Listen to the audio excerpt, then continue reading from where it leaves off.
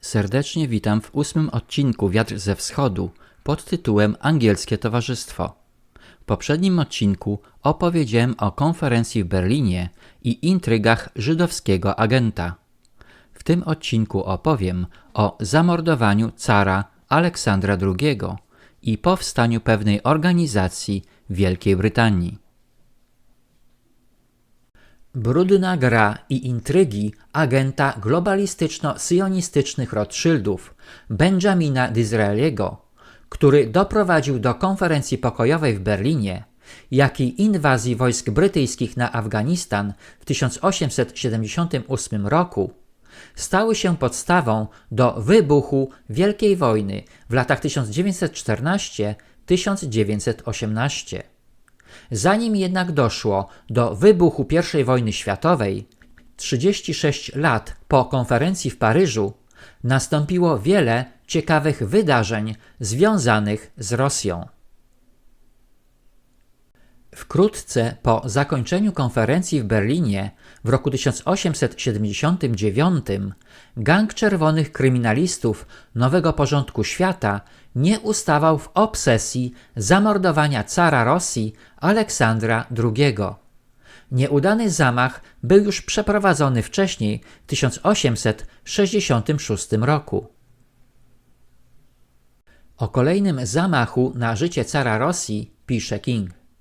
W kwietniu 1879 czerwony o nazwisku Aleksander Sołowiew próbował zamordować cara w Sankt Petersburgu.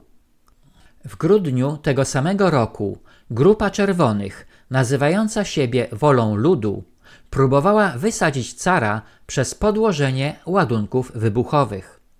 2 miesiące później, w lutym 1880, czerwony terrorysta Stepan Kalturin detonuje bombę mającą zabić cara na przyjęciu.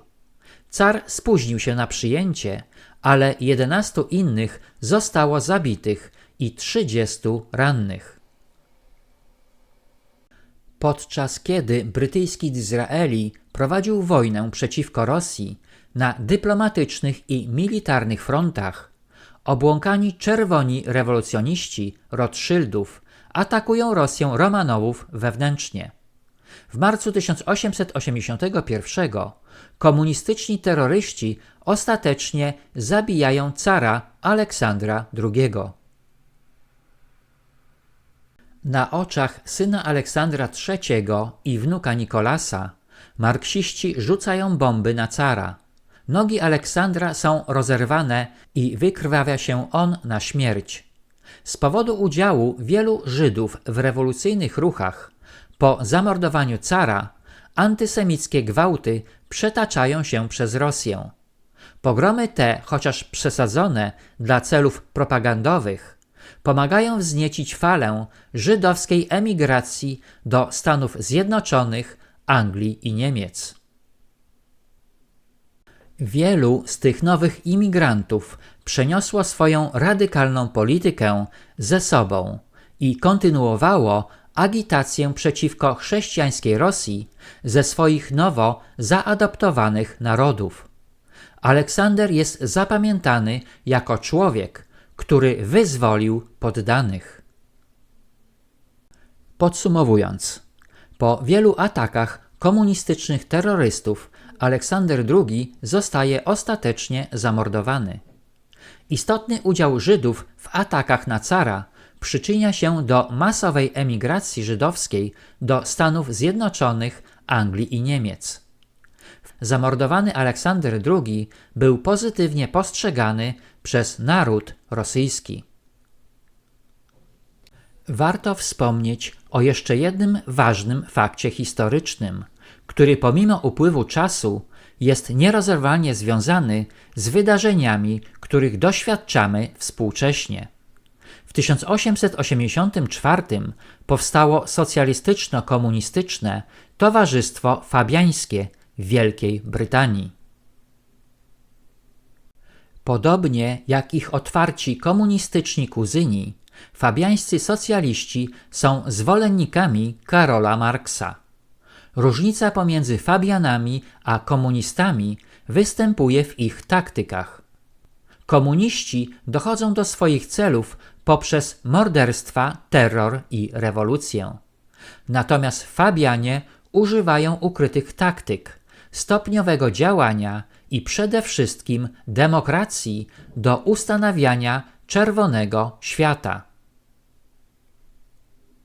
Na podstawie przedstawionych faktów historycznych możemy wyciągnąć następujące wnioski. Wniosek pierwszy. W polityce zagranicznej końca XIX wieku widać ogromne zaangażowanie rodziny Rothschildów i ich żydowskich agentów propagujących ruchy komunistyczne skierowane przeciwko Rosji. Wniosek drugi. W celu osiągnięcia swoich celów siły czerwonych często posuwają się do aktów terroru i zamachów na głowy państw, między innymi Rosji i Niemiec. Wniosek trzeci. Ich intrygi i prowokacje wywołują wojny i konflikty pomiędzy ówczesnymi mocarstwami. Oczywiście można się domyślać, że rodzina Rothschildów, reprezentująca superbogatych bankierów, nie była jedyną siłą działającą w tamtych czasach, ale o tym opowiem w innych odcinkach.